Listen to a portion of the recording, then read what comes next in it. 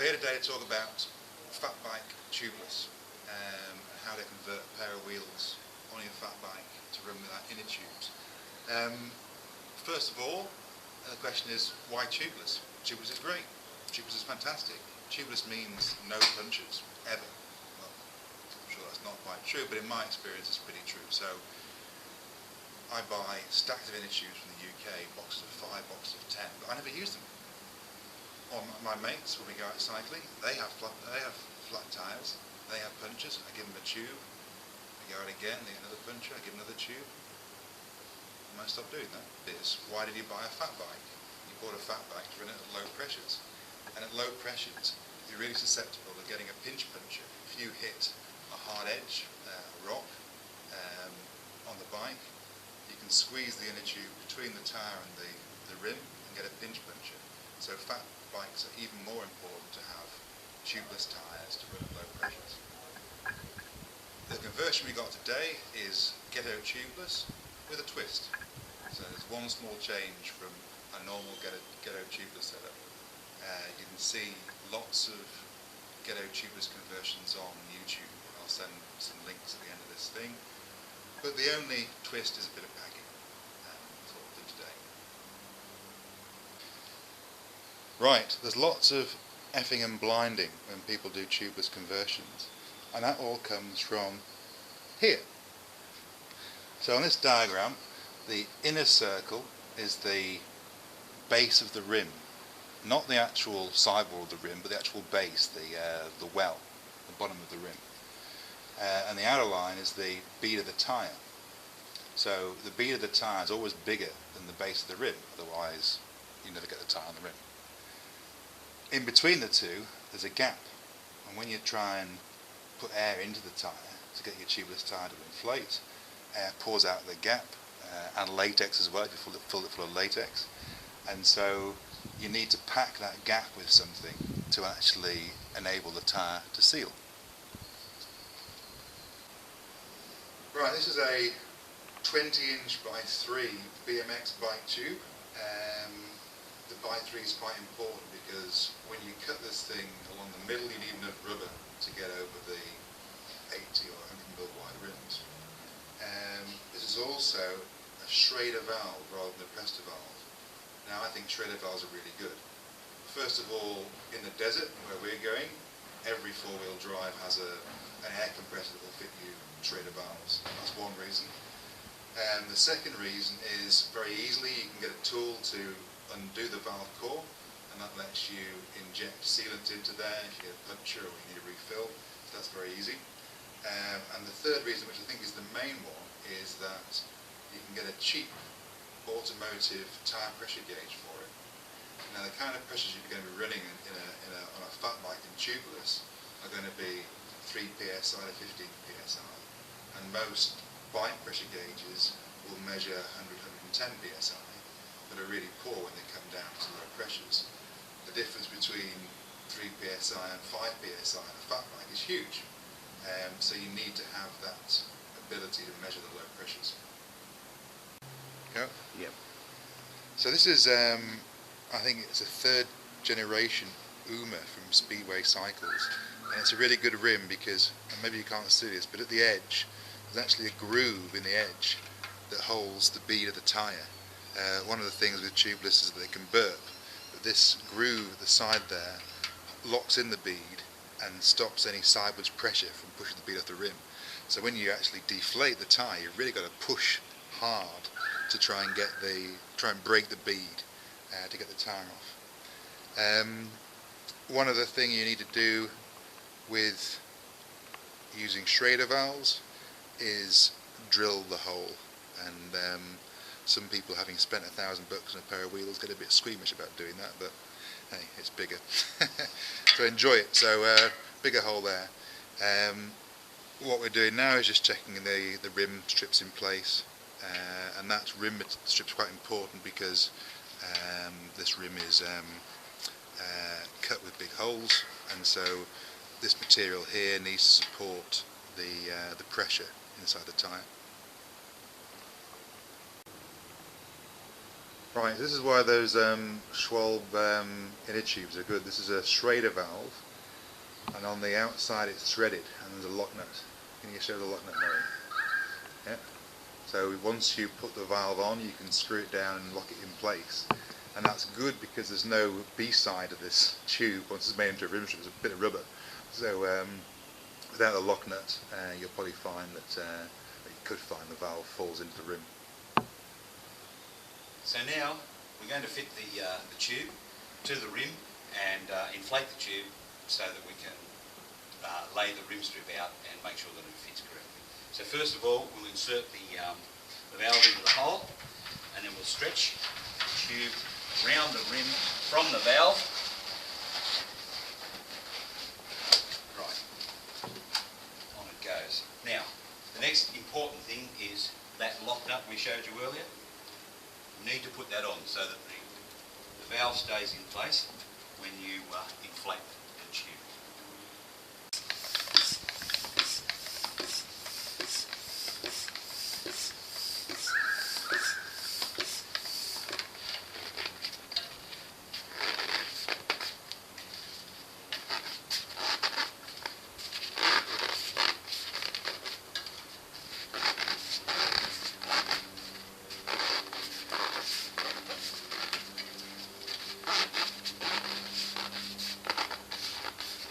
The idea there was to make sure that this seam is as centre as it can be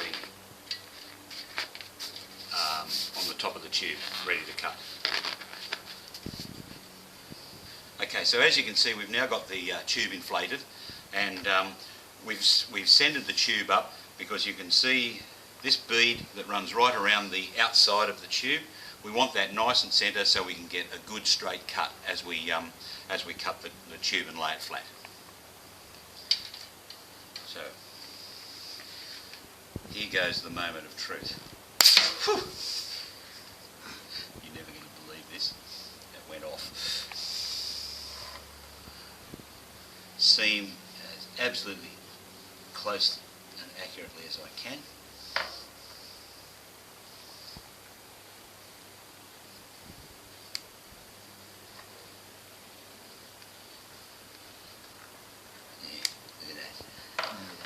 It's important to remember to cut the tube around the wheel, not across. Yes. Now the idea is we now lay this tube out flat, which is easier said than done. Because it's a tube. It does not want to do it necessarily easy.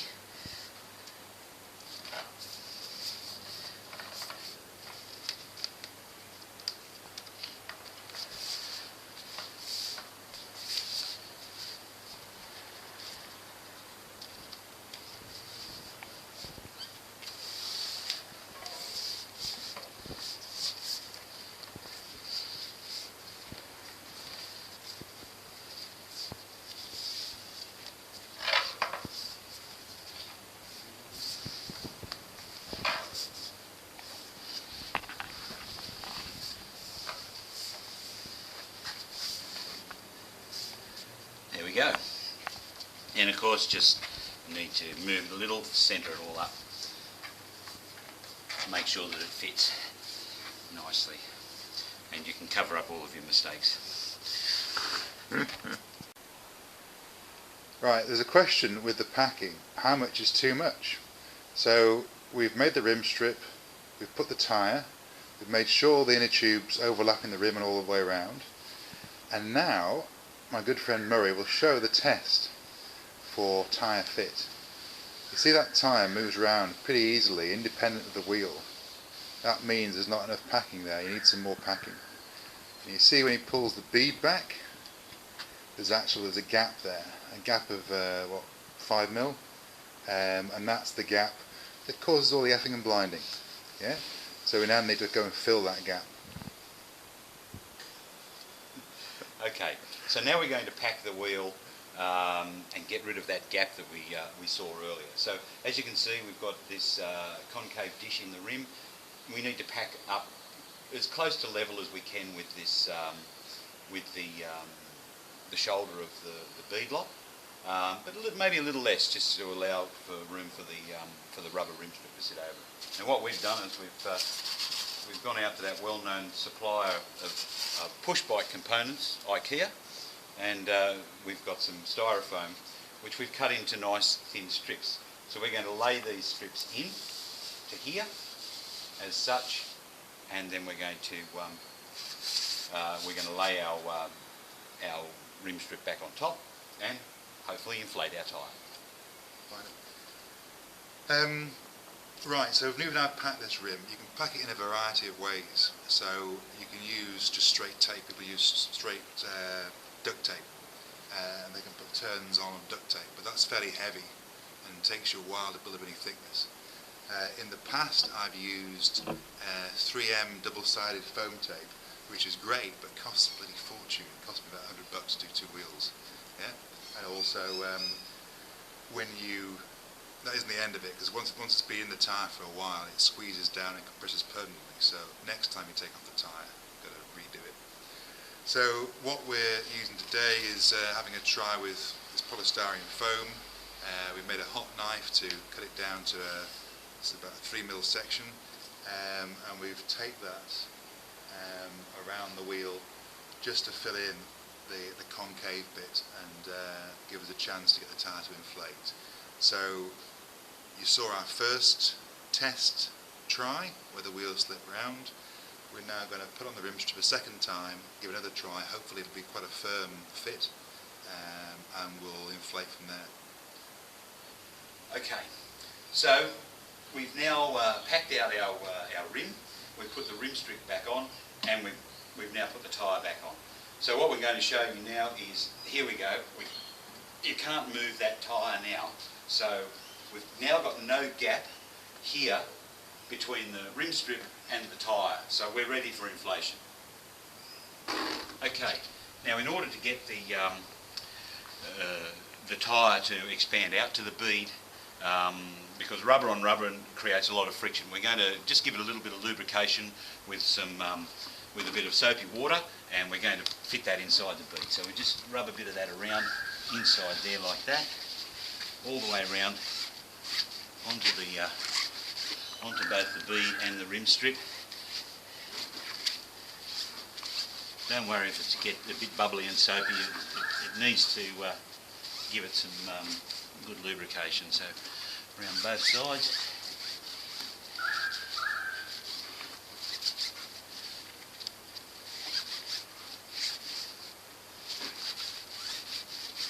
All the way around. Okay. Now we're ready to try inflating. Okay. Right, so here we are inflating, right? So this is what you want to happen, which is to be able to inflate with a pump, a hand pump. And there's some bubbles coming here, and there seems to be a lack of action there, Murray. Yeah, it doesn't seem to be quite making it. And so you pull it wider. We might need the CO2. No. Well, I was going to say, you want to be able to do it with a hand pump, so when you're stuck in the outback, at least you've got a chance. It's interesting, it's tight as a drum, isn't it? It's tight as a drum.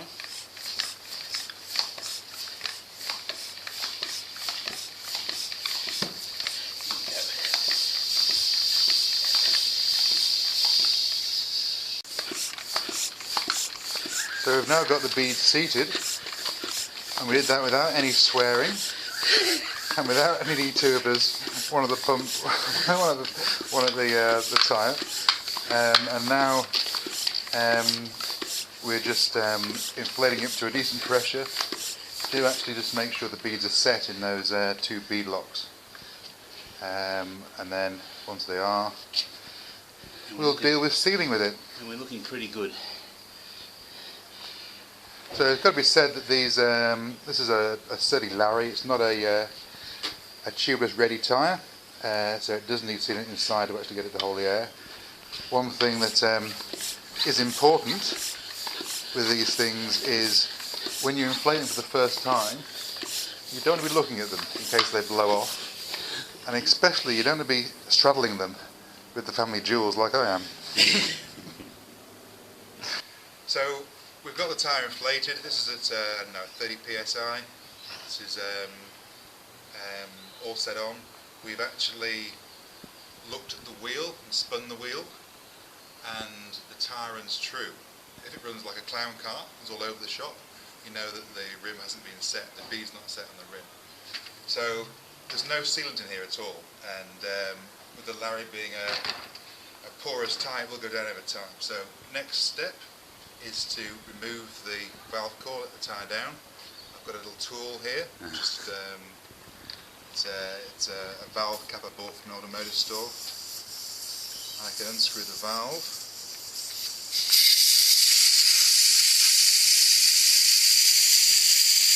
And let the air come out of that. And the next thing is I'll take a bottle of stand sealant and just pour that into the hole once it's down. Yeah. This is the stands and the valve. Just putting the two together.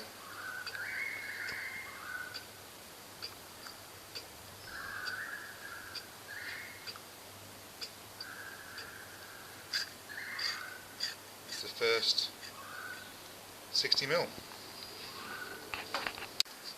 Yeah, okay. Right, so we're basically all done. So we've put in 120mm of sealant in this tyre, and we're back on to the sort of thing you can find on the Stand's website. So to seal the tyre, you can hear the fluid in there rattle around. I'm going to give it a shake, turn it a bit, give it a shake, turn it. And this is spreading the fluid around to seal up any loose, any little holes or anything around that rim strip and bead. Once you've gone round one time, put him down on a bucket.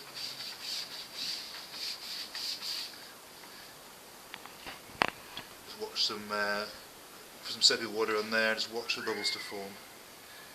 And there's not many here. The cases are just a shade porous. There's no big bubbles there. So we'll do that shaky thing again a couple of times, lying it down on each different side, and we're done. So this is at the end of only our second sealing run, and already you can see, although this is full of bubbles down here, there's no new ones forming. That's sealed up. The sidewall looks very good. It seems to have sealed up quite well. And so we're ready to ride. Easy as that.